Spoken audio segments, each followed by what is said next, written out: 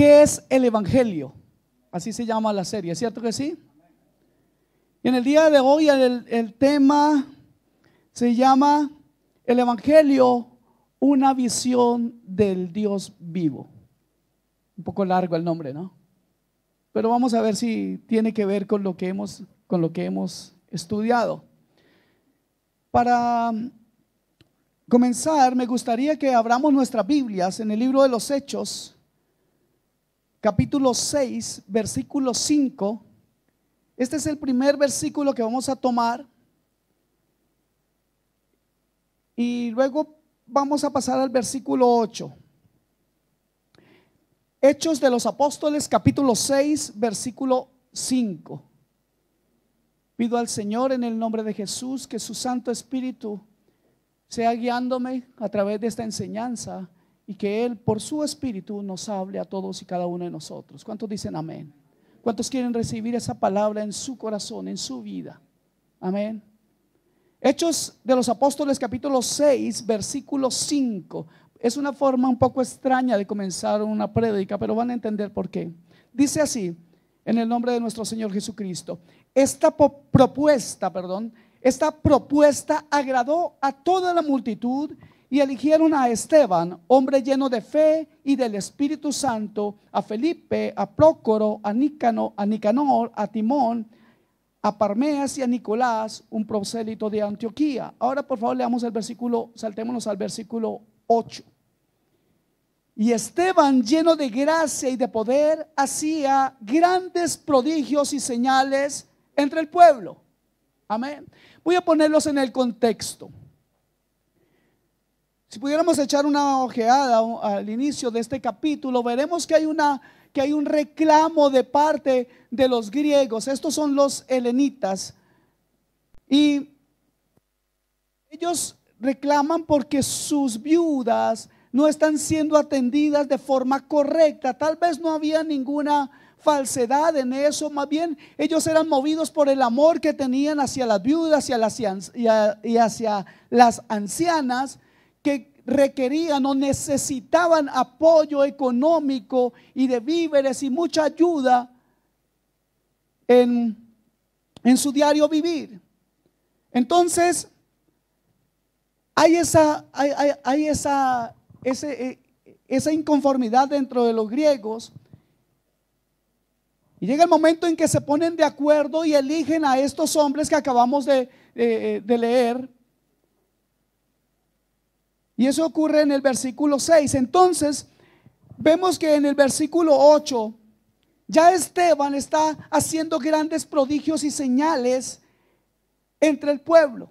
Esteban pudo haberse quedado con el honroso trabajo de servir a las mesas. Él podría haberse de pronto conformado con decir: yo ya estoy sirviendo en la obra, ¿cierto? Nadie le hubiera podido echar en cara que no estaba haciendo nada más. Pero pronto le encontramos lleno de fe y de poder, haciendo grandes portentos y milagros entre la gente. Esteban, quien era el diácono, de un momento a otro se convierte en Esteban el predicador. Amados hermanos, y eso es lo que pasa siempre que alguien ha recibido y aceptado el Evangelio como lo que es: poder de Dios para salvación. Amén. El que recibe el Evangelio de verdad entiende las palabras de Jesús y el mandato de ser luz en medio de la tiniebla, luz en medio de este mundo. Y yo creo que para ustedes no es un secreto, sino que todos entendemos que en este mundo de tinieblas la luz del Evangelio es más necesaria hoy que nunca. Amén. Entonces, creo que nos queda también claro esto: se necesitan hombres de valor, hombres nacidos de nuevo, hombres que entiendan su llamado, que no se escondan detrás de la disculpa y la negligencia y soporten la presión sin quejarse, y sean hombres valientes que lleven el Evangelio con valentía, con orgullo y con mucha fidelidad a Dios. Amén. Dice la palabra en el versículo 9: ¿Saben dónde están? En Hechos 6. Ahora vamos al versículo 9. Dice que entonces se levantaron unos de la sinagoga llamada de los libertos o libertinos, y de los de Cirene, de Alejandría, de Cilicia y de Asia, disputando con Esteban. Es decir, eran judíos libertados, cautivos romanos o los hijos de ellos, expulsados de Roma, que ahora residían en Jerusalén. Habla también de cirineos, o sea, judíos de Cirene en Libia, en la costa africana, y de los de Cilicia, entre los que puede haberse encontrado Saulo de Tarso. Y nos dice el versículo 10 que no podían resistir a la sabiduría y al espíritu con que hablaba Esteban. Esta sabiduría de un hombre que ha entendido el evangelio. La sabiduría de un hombre que entiende que no es el Dios, sino que existe un Dios en el cielo. La sabiduría de un hombre que entiende que es una creación de Dios y no Él es su propio creador. La sabiduría de una persona que ha comprendido que hay un Dios sobre todas las cosas es una sabiduría que incomoda. Es una sabiduría que molesta. Y para estos hombres que contendían con Esteban, era como si tuvieran que masticar una piedra. Y como no pudieron con argumentos sabios, ni santos, ni con sabiduría celestial, entonces se confabularon y maquinaron cómo hacerle daño. Y el versículo 11 entonces nos cuenta que estos que habían discutido con Esteban, pero habían sido vencidos por la sabiduría y la presencia del Espíritu Santo en su vida, estos sobornaron a unos para que dijesen que le habían oído hablar palabras de blasfemia contra Moisés y contra Dios. Eso significaba que si se le comprobaba a Esteban que él era un blasfemo, ¿saben qué significaba en ese tiempo? La muerte. Así de sencillo, era lo que sucedía. Y el versículo 12 dice cómo llevaron a cabo toda su maquinación. El versículo 12 nos cuenta la acción maléfica contra aquel hijo de Dios. Y dice en el versículo 12, y soliviantaron, o sea, ¿qué significa esa palabra para ustedes? O sea, animaron, le dieron ánimo a quienes, al pueblo, pusieron al pueblo en contra de Esteban. Y no solamente al pueblo, sino a los ancianos y a los escribas. Estos eran autoridades en Jerusalén. Y entonces dice la palabra, arremetiendo, le arrebataron y le trajeron al concilio. Oiga, esto no es algo fácil. Arremeter significa atacarle, y luego lo arrebataron, lo llevaron a la fuerza al concilio, porque ellos ya tenían en su corazón juzgarle para muerte. Y yo en este punto encuentro algo fantástico. ¿Cómo un hombre hijo de Dios puede soportar la dificultad? Y nosotros a veces no soportamos si un hermano pasa y no nos saluda. Ay, no me saludó, ¿será que no me quiere? Pero este hombre podía soportar todo esto porque en su corazón había algo. ¿Sabe que había la verdad del evangelio fluyendo, hirviendo en todo su ser? O sea que no le importaba ninguna cosa sino predicar a Cristo. Amén. Y siguieron haciendo cosas contra él y pusieron testigos falsos que decían, cualquier cosa podían decir, pero decían, este hombre no cesa de hablar palabras de blasfemia contra este lugar santo, o sea el concilio, ellos lo llamaban santo, y contra la ley. Pues le hemos oído decir que Jesús de Nazaret destruirá este lugar y cambiará las costumbres que nos dio Moisés. Wow.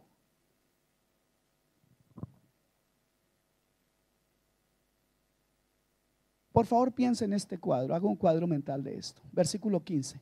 Entonces todos los que estaban sentados en el concilio, al fijar los ojos en él, o sea en Esteban, vieron su rostro como el rostro de un ángel. Esteban, en el capítulo 7, hace una defensa impresionante del evangelio. Hace una defensa maravillosa en la que más de que preocuparse por las acusaciones que hacían sus enemigos contra él, demuestra entre otras cosas lo siguiente. Él habla de la ley y los profetas, de cómo el pueblo se había equivocado en sus decisiones de antes.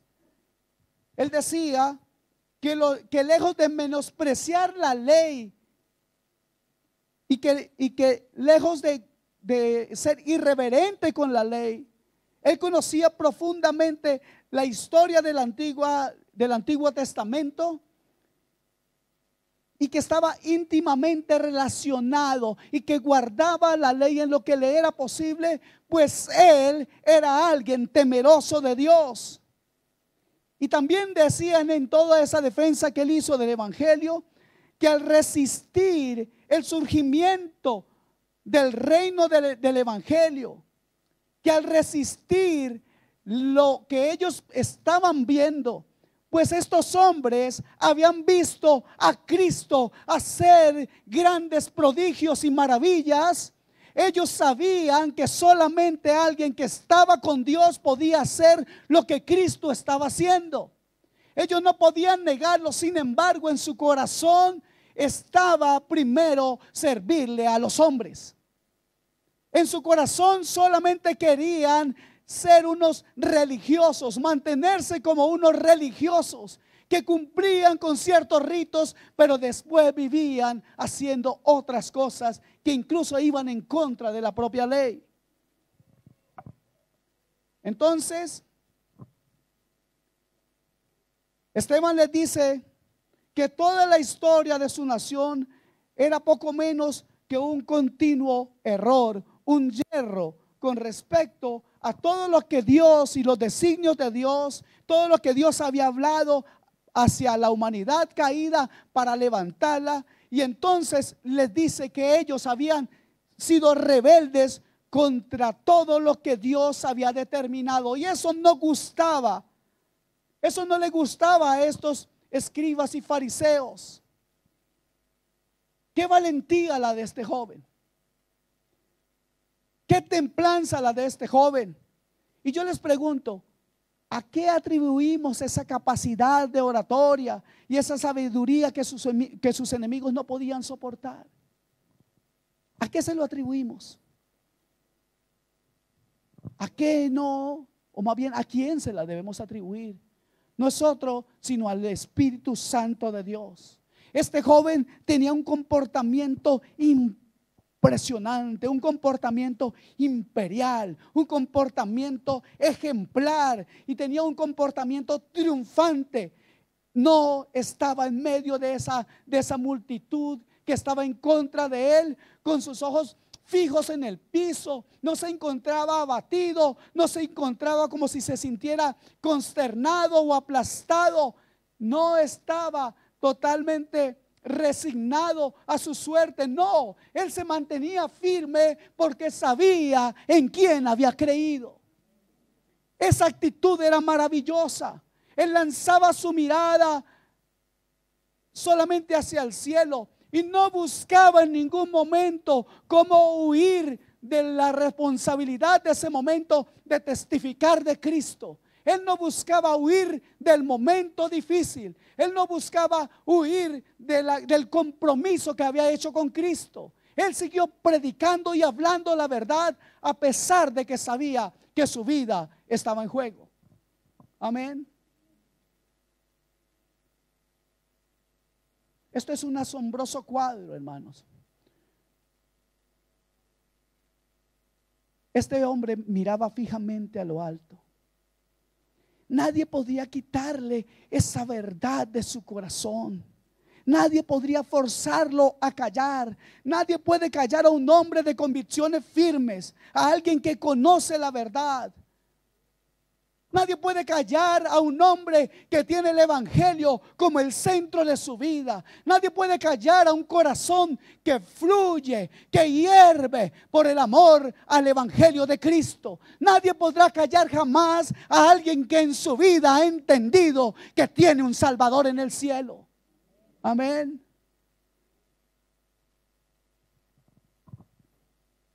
Hace tiempo leí algo. Permítame les cuento que leí.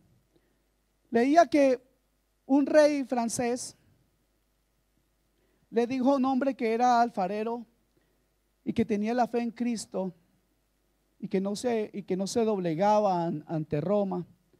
Le dijo: si no cambia sus sentimientos, Señor, dijo el rey, yo me veré forzado a entregarlo a la Inquisición. Y el valeroso alfarero le dijo al rey: usted dice que se vería forzado y sin embargo usted es un rey. Pero yo, que soy solo un pobre alfarero, no podría ser forzado a hacer nada que yo no considerara correcto. ¡Wow! ¡Qué templanza! Amén. Amados hermanos, de verdad yo le pido a Dios que podamos aprender la valentía del cristianismo. Pues mucho daño se ha hecho al evangelio por causa de algunos que, profesando una fe, viven de una forma como si no tuvieran fe. Y se vuelven serviles y se inclinan ante cualquier cosa. Eso no es el evangelio. Y Esteban no era uno de esos que se doblegaba ni siquiera ante las autoridades, porque él conocía la máxima autoridad. Hermano amado, es importante que conozcamos quién es la máxima autoridad en nuestras vidas. Amén. Yo no veo en el comportamiento de Esteban ningún miedo. No se ve en él ningún signo de cobardía.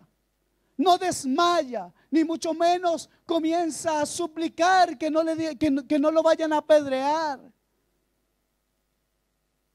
No tiene ningún reparo en gritarle a la gente la verdad del evangelio. No dijo nada, ninguna súplica que le ayudara a escapar de las manos crueles de aquellos que querían matarle. Una vez más voy a usar esta palabra. ¿Qué temple había en este hombre? Estaba frente a la muerte y no se amedrentaba, no se amilanaba. El evangelio había llegado a su vida y el evangelio no había sido en vano para su vida.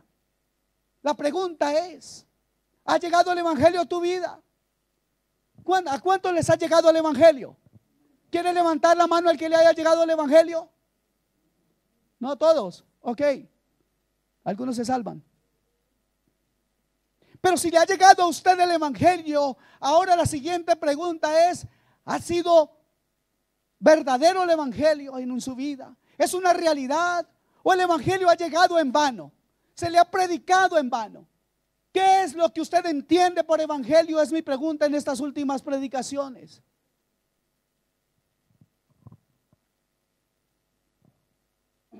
Vayamos un poco más adelante al capítulo 7 y veamos el versículo 55 y 56.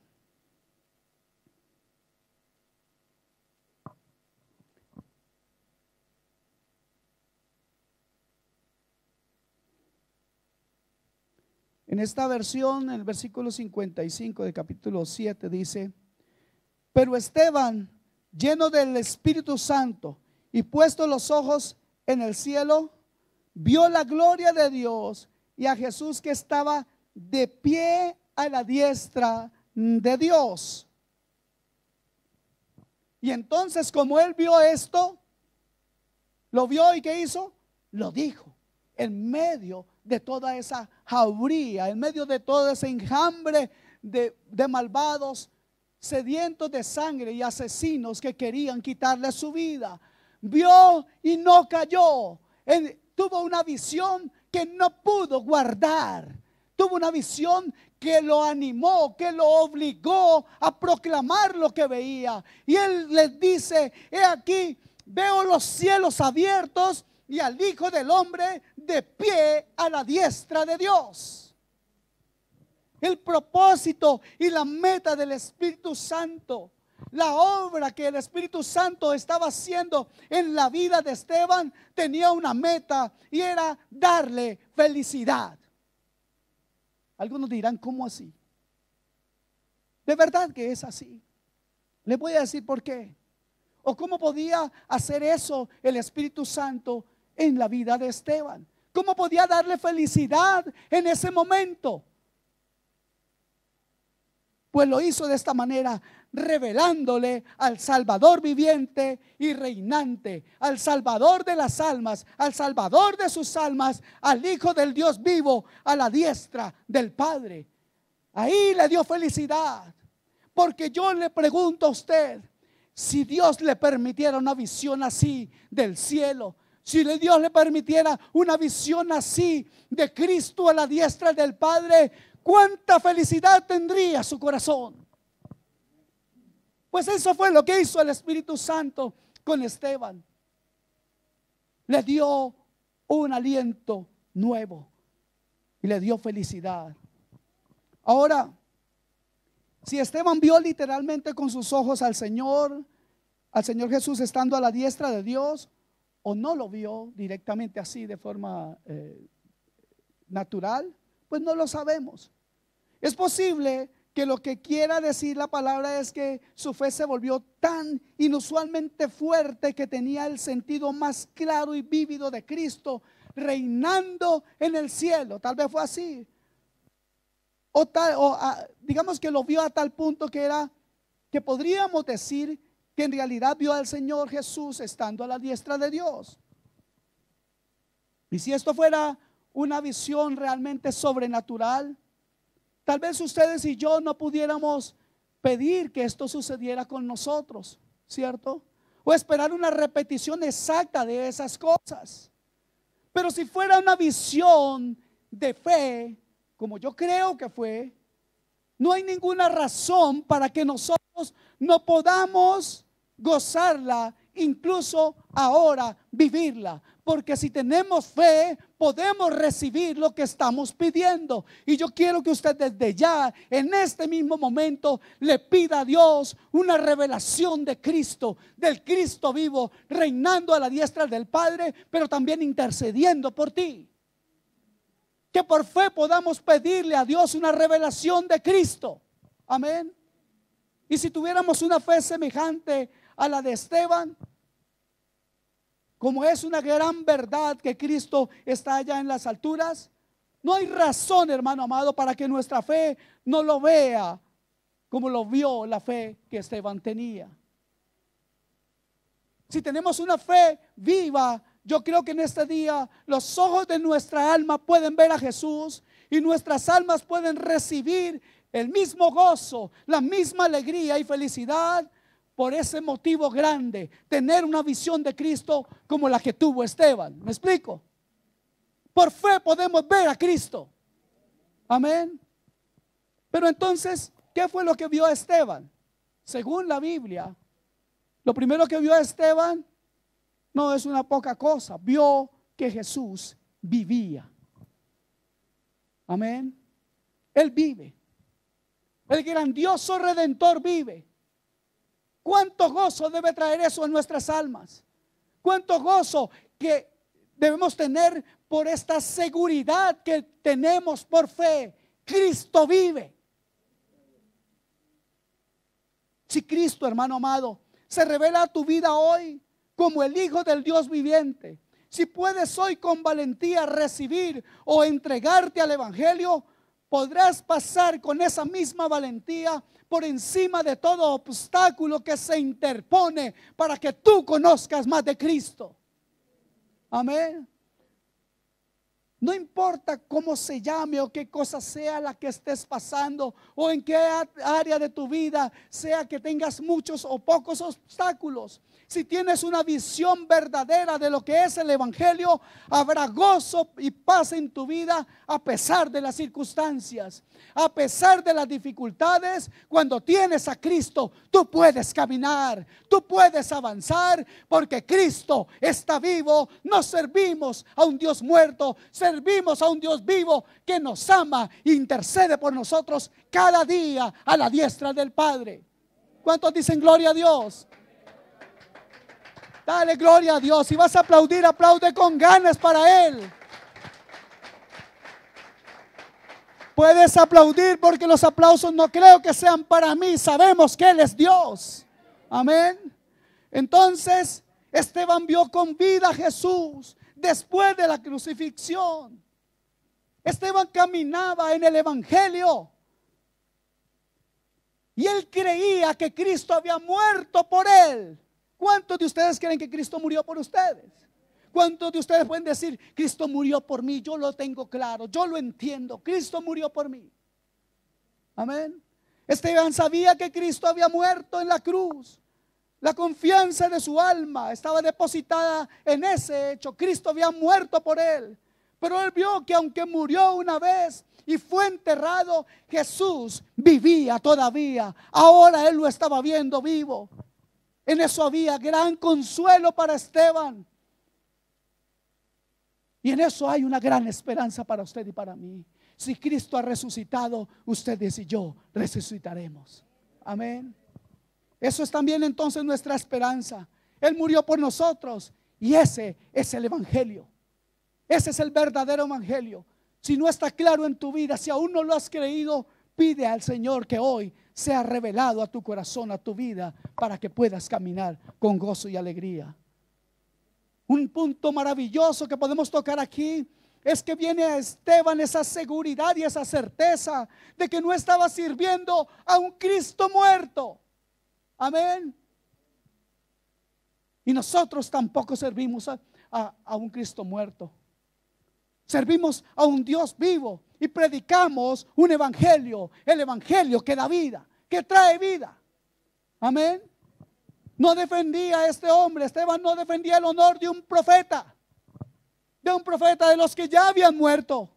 Ustedes y yo tampoco solamente predicamos algo que ya pasó, porque si predicamos solamente el evangelio basados en que ya pasó algo con nosotros, pues es parte de la verdad. Pero permítame decirle que no es toda la verdad. La verdad más grande es que el evangelio y la muerte de Cristo y la sangre de Cristo están vigentes hoy para perdonar todo pecado. Servimos a un Dios vivo. La sangre de Cristo tiene poder. El poder de la sangre de Cristo no se quedó en el Calvario. Está vigente hoy. Y todo pecado que tú tengas en tu vida hoy puede ser lavado por la sangre de Cristo, del Dios vivo que reina para siempre. Entonces, Esteban no hablaba solamente, no predicaba, no contendía con esos hombres solamente porque tenía un amigo especial. No, él conocía y sabía quién era Cristo. Amén. Esteban seguramente también argumentaba dentro de sí, en medio de ese dolor tan grande al recibir tan cruel descarga de odio a través de piedras que se estrellaban en su rostro, en todo su cuerpo. Seguramente argumentaba dentro de sí diciendo: si Cristo vive después de la crucifixión, ¿por qué Esteban no habrá de vivir por medio de Cristo después de la lapidación? Si los clavos de la cruz no bastaron para dejar muerto al Salvador, tampoco las piedras de los judíos servirían para robarle a Esteban la resurrección. Amén. Si mi Salvador vive, hermano amado, si nuestro Salvador vive después de tan grande martirio, ¿cómo no viviremos nosotros después de esta leve tribulación? ¿Cómo es que nuestros problemas son tan grandes y nos ahogamos en ellos? ¿Cómo es que no entendemos que hay algo más que esta vida? ¿Cómo es que no entendemos que este evangelio no es solamente un buen cuento para vivir, sino que el evangelio es poder de Dios para salvación a todo aquel que cree? ¿Cómo no entender que arriba en el cielo nos espera una morada celestial que nos aguarda impaciente para recibir con gozo, con gusto a los hijos, a los hijos de Dios, a los salvados por Cristo, a los que son el precio de la sangre de Cristo? ¿Cómo no creer? ¿Qué esperamos para creer en esta verdad? ¿Qué es lo que influye en tu vida? ¿Qué es lo que determina tu fe? Algunos dirán, yo no quiero creer en ese libro tan viejo. Es que si fuera nuevo no sería verdad. Es el mismo de hace más de 4,000 años. Aquí está la historia de la humanidad. Si es nuevo, no es el evangelio. Tiene que ser viejo, porque la palabra de Dios permanece para siempre y no cambia, porque Dios no cambia. Él es el mismo por los siglos de los siglos. Amén. Jesús se levantó del sepulcro. Amados hermanos, para Esteban eso fue una verdad. Yo no sé si lo es para ti, pero hay algo que yo quiero decirles. La palabra de Dios promete que nosotros ya no estamos bajo maldición, porque ninguna maldición hay para los que están en Cristo. Si tú crees eso, eso significa salvación.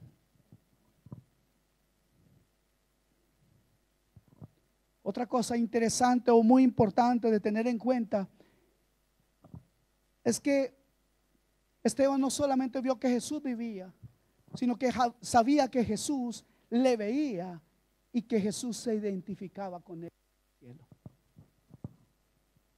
Es algo especial y digno de tomar en cuenta que en esta oportunidad, si usted lee con detenimiento la palabra, generalmente a Cristo reinando se nos presenta sentado a la diestra del Padre. Pero en esta oportunidad, cuando vamos al original griego, nos dice que Cristo estaba de pie a la diestra del Padre y no está sentado. Y esto nos permite pensar que para Jesús el sufrimiento de sus salvados es algo que para Él no es indiferente. Amén. El haberse levantado de su trono celestial nos permite un cuadro en nuestra mente. Si ya no está sentado y ahora está levantado, me parece a mí que Cristo está a punto de intervenir para ayudarle a morir a su siervo o liberarlo de las manos de sus asesinos. Está de pie y está con él. Simpatiza de forma activa con aquel que es su siervo, su sufriente siervo, su testigo fiel. Él siempre estará con aquellos que son fieles. ¿Cuánta es nuestra fidelidad en este día? La fidelidad al evangelio, cuán grande o pequeña es en tu vida. Este es el desafío que tenemos en nuestras vidas. ¿Cabe Cristo en nuestra vida? ¿O simple y llanamente estamos aquí porque nos tocó el domingo? ¿O Cristo determina en tu corazón, en tu vida, cómo vivir, cómo caminar? ¿Está Cristo presente en tus decisiones? ¿Está Cristo presente en tus anhelos, en tus deseos? Parece que para Esteban Cristo era todo, porque no le importó ni su propia vida, sabía a lo que se enfrentaba. Amados, esto es justo lo que vemos en el cielo. Y el evangelio es una visión del cielo, es una visión del Salvador viviente. Amén. Vemos a Cristo, el varón de dolores, pero está vivo. Y se identifica con todo su pueblo.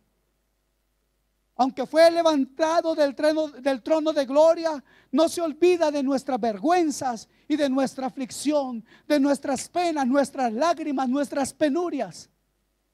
Cristo no nos ha abandonado. Cristo vive y reina y está a la diestra del Padre intercediendo por ti y por mí. No piense, hermano, por ningún momento que Cristo se ha olvidado de lo que significa la tentación y que ahora es un extraño para Él y que somos extraños para Él.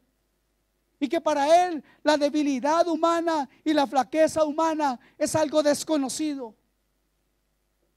Yo tengo que lamentablemente decirles que sé que hay personas aquí que aunque profesan una fe, todavía no confían en Jesús. La palabra de Dios nos dice o nos da un aliento para creer en Jesús, pues su palabra nos dice que en toda angustia de ellos, Él fue angustiado.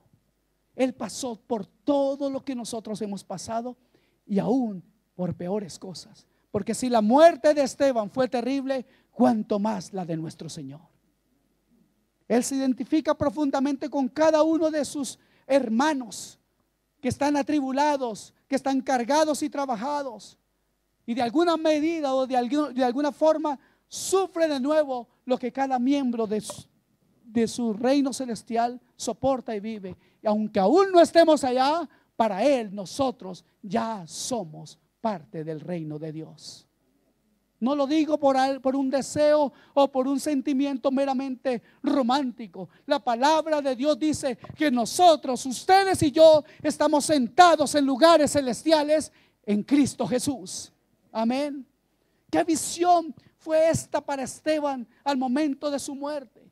Jesús vive y vive con el mismo amor en su corazón, el mismo amor que mostró en la tierra, con la misma tierna simpatía, con la misma actitud que tuvo entre los hombres cuando compartía con los 12 miembros de su grupo más cerrado. Él no ha cambiado. Él sigue amándote y te ama tanto que está a la diestra del Padre intercediendo por ti, a pesar de ti, a pesar de tu menosprecio del evangelio, a pesar de tu rebeldía, a pesar de tu desobediencia. Él intercede por ti. Eso es verdadero amor. Eso es un digno y maravilloso Salvador. Es el que usted y yo tenemos. Wow. Me gustaría que algunos de ustedes dijeran amén. El punto más resplandeciente de esta visión fue el siguiente. Él vio a Jesús estando a la diestra de Dios. Ese era el punto de disputa. Los judíos decían que el nazareno era un impostor. Todos decían que Jesús era un falso. Todos decían que Él era un fraudulento. ¿Sabe? El mundo hoy te dice lo mismo. No esperes que allá afuera te van a decir y te van a felicitar porque tomas decisiones por Cristo, porque quieras seguir a Cristo. El mundo allá afuera te van a decir: vas a ir a la iglesita, te vas a hacer aleluya. Ya te voy a ver cómo te va a ir. Allá el pastor te va a robar la plata. ¿Para qué vas a esa iglesia con los fanáticos y con los locos? Bendita locura. Bendita locura esta. Bendita locura de servir a Cristo. Oh, qué maravilloso servirle a Él. No entres a ese lugar porque te van a lavar el cerebro. Oh, gracias, Señor, porque lavaste esta mente perversa. Gracias porque sacaste de mi mente toda maldad de lo que hacía antes. Y no es que ahora sea un santo, no. Pero doy gloria a Dios que aborrezco lo que antes hacía. Y no lo hago por mi fuerza. No lo hago porque yo sea mejor que ningún otro. Lo hago porque su Santo Espíritu reposa en mi vida, pues he creído que Jesús es el Señor. Gloria al nombre del Señor. Entonces ese era el punto de disputa. Ellos todos decían que Jesús era un falso, un impostor. Pero Esteban dijo: no. Allá está, a la diestra de Dios. Y si está ahí, es porque Él es digno. Eso fue parte del razonamiento de Esteban. Eso es el evangelio. Mi pregunta: ¿es ese tu razonamiento también? ¿Razonas de esa manera? ¿Razonas pensando que Cristo es verdad? ¿O para ti es solamente una fantasía o un cuento de abuelita? Para la mente de Esteban, el punto que quedó resuelto por lo que vio, todo quedaba claro para él. No había ni la más mínima duda en su corazón. Él pudo ver a Cristo.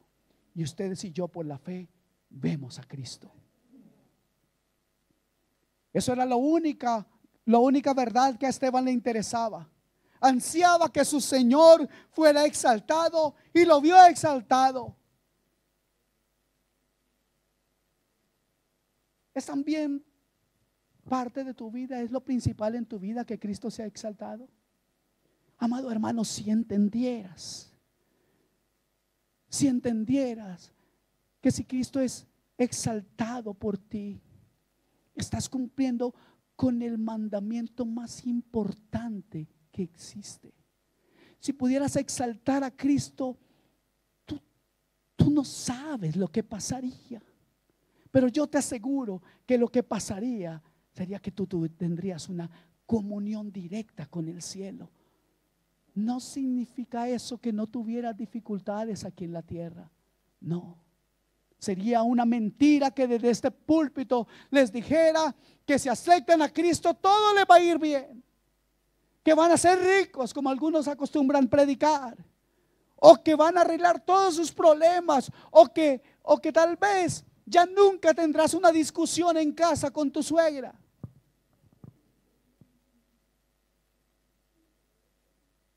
Pero amado hermano, si pudieras abrir tu corazón hoy y pedirle a Dios una revelación de quién es Cristo. Esteban ansiaba que su Señor fuera exaltado y lo vio exaltado.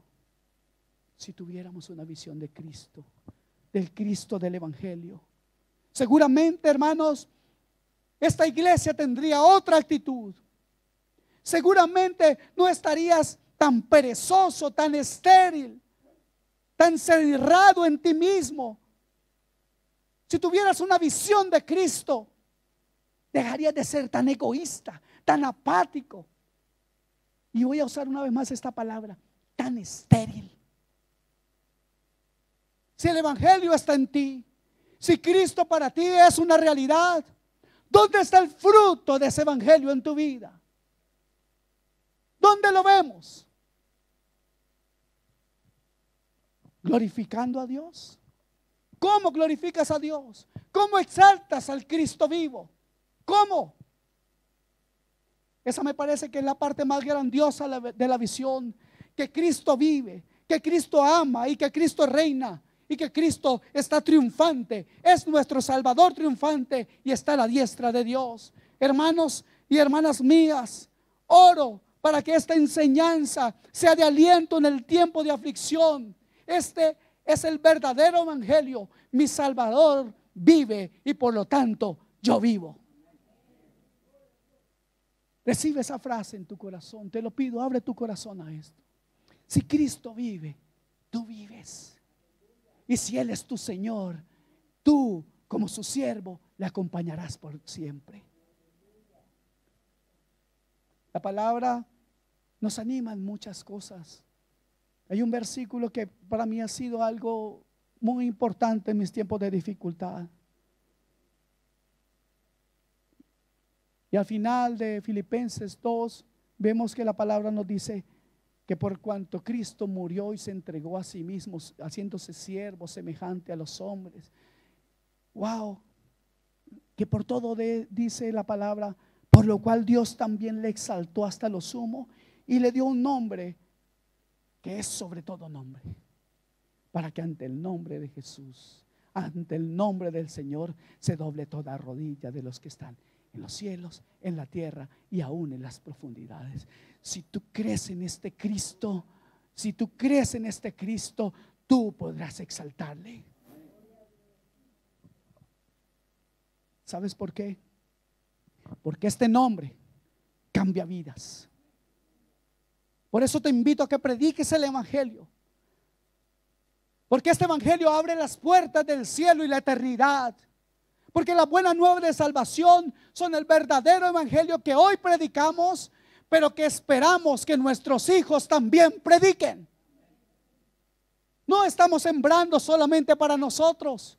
Ustedes y yo como padres de familia tenemos una responsabilidad delante del cielo de predicar a nuestros hijos la verdad del evangelio, la verdad que salva, la verdad que cambia, la verdad que da vida eterna.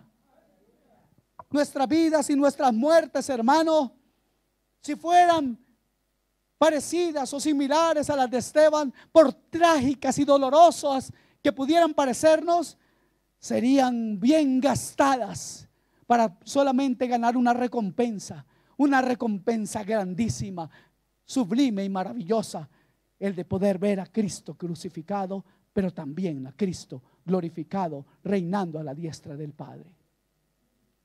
Querido amigo, mi hermano y hermana y amiga que está aquí, tal vez tú vienes a este lugar turbado, cansado, abatido. Hermano que estás aquí, tal vez no prosperas, no te va bien en las cosas cristianas como lo desearías. Tal vez la vida no es lo que tú quieres que sea. Tal vez tu fe no es tan fuerte como tú quisieras tenerla. Tal vez aún no puedes creer. Pero yo te invito, ten confianza en Cristo. ¿Sabes por qué? Porque Cristo no es el que está cansado. Cristo no es el que está turbado. Él no está abatido. Él no está derrotado. Él no está vencido. Él no está deprimido. Amado hermano, Cristo está siendo glorificado en esta hora. Y por cuanto Él vive y es glorificado, la invitación es para todo aquel que cree que viva una vida con Él, para Él, por siempre y para siempre. Yo quiero recordarles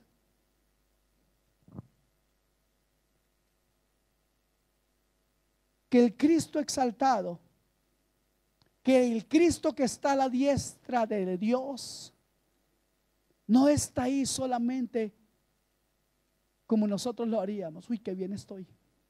Me compré una casa, no, míreme cómo estoy. Él es el dueño de todo. Él es grandioso, Él es majestuoso, Él es sublime.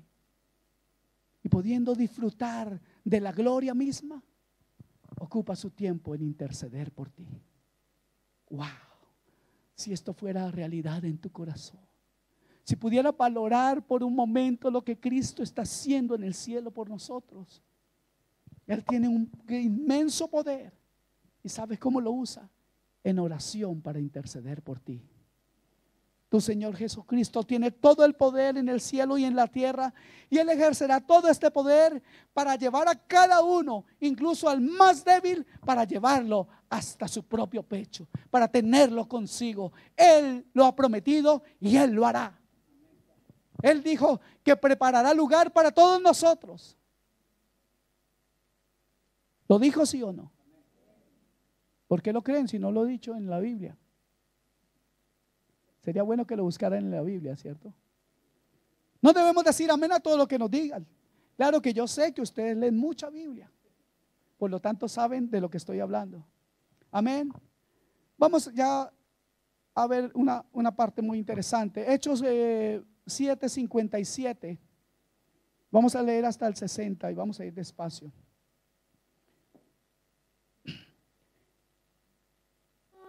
Dice en el 57 que entonces todos aquellos que veían y escucharon a Esteban decir que veía a Cristo, dice, entonces gritaron a gran voz, se taparon los oídos y a una se precipitaron sobre él. Versículo 58, le echaron fuera de la ciudad y le apedrearon.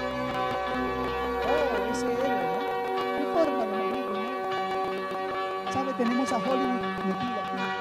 Tenemos que leerlo, siempre termina con la chica bonita. Pero eso no es el evangelio. Eso es distracción del mundo. Pero esta verdad nos lleva a la realidad que nosotros debemos entender. Esteban perdió la vida. Murió de verdad. Esteban murió como si Jesús no hubiera estado allí. Pero eso es lo que pasa, hermanos, cuando venimos al evangelio. También morimos, ¿o no? Algunos creen que venir al evangelio es vivir de una manera hasta sin enfermarse. Para algunos, en algunas enseñanzas, obviamente distorsionadas, dicen, si tú te enfermas es porque no tienes fe. Y entonces tienes que venir, yo oro por ti, paga 500 Pero este es el plan de este tiempo, hermanos amados. El Señor Jesús no viene a nosotros para impedir nuestros sufrimientos, ni eliminar nuestras aflicciones, pero nos sostiene a través de ellas. Cuando yo no era cristiano tenía muchos problemas. Hoy que soy cristiano sigo teniendo muchos problemas, pero la diferencia es Él, porque Él está conmigo. Esa es la gran diferencia entre tú y el mundo. Amén. Nosotros a veces nos queremos parecer o nos parecemos a Pablo. Le rogamos al Señor: Señor, quítame este aguijón. Señor, quita de mí este problema. Señor, quítame esto, quítame lo otro. Y eso no se aparta, no pasa. Pero eso no es la manera general con Dios hoy. Él dice de forma maravillosa una respuesta que a casi a nadie nos gusta, pero es una respuesta maravillosa. ¿Sabes por qué? Porque viene una respuesta de parte de Dios con un objetivo: llevarte a ti a través de tu vida para llevarle gloria a Él. Mira lo que dice el Señor. Cuando Pablo le pidió que le quitara su aflicción, ¿qué le dijo? Bástete mi gracia, porque mi poder se perfecciona en la debilidad. Amén. Así sucedió con Esteban. Y los testigos, en la última parte del versículo dice: dejaron sus vestidos a los pies de un joven que se llamaba Saulo. Pueden ver a ese joven Saulo como con 30 años de edad. Le ponen las ropas ahí y él estaba dispuesto a participar de la pedriza, man. Estaba contento de este hay que matarlo porque va en contra de lo que yo creo. Pablo era uno de los más fogosos entre los fanáticos más feroces. Pertenecía a la sinagoga de Sicilia y habiendo sido derrotado en la argumentación y habiendo discutido probablemente con Esteban, se goza porque ahora encuentra armas de Aquilo para tirar y quitar la vida a este que era aquel que para él era un hereje. Versículo 59. Y apedreaban a Esteban mientras él invocaba diciendo: Señor Jesús, recibe mi espíritu. Y puesto de rodillas, versículo 60, clamó a gran voz y dijo algo maravilloso: Señor, no les tomes en cuenta este pecado. El Espíritu de Dios fue visto entonces. El Espíritu de Dios se manifiesta en las palabras de este hombre y repite e imita las palabras de su Señor. Solo alguien lleno de Espíritu, solo alguien que conoce que es el Evangelio puede atravesar con temple y señorío una situación similar a la de Esteban. Entonces en su oración imita al Señor y dice: no les tomes en cuenta este pecado. Nosotros, hermanos amados, difícilmente, de verdad, difícilmente perdonamos a aquellos que nos ofenden solo un poco. Nosotros no encontramos que sea fácil vivir en paz con todos los hombres. Se nos dificulta vivir en paz con todos. ¿Cierto que se nos dificulta vivir en paz con todos? ¿A cuánto les pasa? ¿Solo a mí? Uy, no, aquí son buena gente todos. Mire, eso es tan difícil que me toca aguantármelos a ustedes. Amados hermanos, pero morir en paz con nuestros enemigos y morir en paz con nuestros asesinos, ¿qué decir de eso? ¿Qué podríamos decir de eso? ¿Cómo alcanzar eso? Amados hermanos, tengamos valor, porque el Espíritu Santo mora en nosotros y porque Cristo triunfa allá arriba por nosotros. Amén. Aunque nuestras tribulaciones en el día de hoy abunden, también será abundante la consolación que recibimos por parte de Dios, de su Santo Espíritu. Amén. La palabra del Señor nos dice algo maravilloso. Y seremos más que vencedores por medio de aquel que nos amó. Él nos amó primero. Oh, Cristo merece adoración. Cristo merece exaltación. Él nos amó primero a pesar de nosotros mismos, a pesar de lo que nosotros hemos hecho, a pesar de nuestros pensamientos, a pesar de nuestro rechazo a Él, a pesar de ser indiferentes a Él. Él nos amó primero y se entregó por nosotros a morir una muerte, y muerte de cruz, no cualquier muerte. Y la palabra dice al final, y habiendo dicho esto, durmió. Eso significa que Esteban murió. Pero ver la gloria de Dios vale la pena. Vale la pena una apedreada, hermanos. ¿Qué fue lo que experimentó Esteban? No sé realmente, no pudiéramos determinarlo, pero sí sé algo. El fruto de su actuación le trajo grandeza, tanta que hace 2000 años se repite esa historia, porque Dios quiso ponerla aquí para ejemplo nuestro. Amén. Solamente de hombres como Esteban se escribieron cosas en la palabra de Dios. No se escriben ni reciben exaltación los simples, los cobardes, los del evangelio light. De ellos nunca leeremos nada en la Biblia y no habrá ninguna exaltación a ellos. Termino con esta última parte o inicio del capítulo 8 y voy a leer 4 versículos, 8, 1 al 4. Y Saulo consentía en su muerte en aquel día. Consentía en su muerte. Y en aquel día se desató una gran persecución contra la iglesia que estaba en Jerusalén, y todos fueron esparcidos. ¿Qué significa esparcidos? Extendidos, desarraigados, expatriados. Y dice, y todos fueron esparcidos por las regiones de Judea y de Samaria, con excepción de los apóstoles. Uy, esos apóstoles eran flojos, no fueron ellos. No, aquí hay algo maravilloso.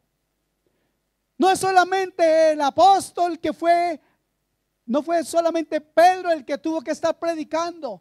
También muchos aprendieron, y los que seguían a Cristo no eran pocos, y no necesitaban ser llamados apóstoles para ir y cumplir su llamamiento. Aquí todos y cada uno de nosotros tiene un llamamiento. Amén. Unos hombres piadosos, versículo 2, sepultaron a Esteban e hicieron gran lamentación por él. Claro que sí. Versículo 3. Entonces Saulo asolaba a la iglesia, entrando de casa en casa, arrastraba tanto a hombres como a mujeres y los entregaba a la cárcel. Versículo 4. Entonces los que fueron esparcidos anduvieron lloriqueando por las calles. ¿No dice así?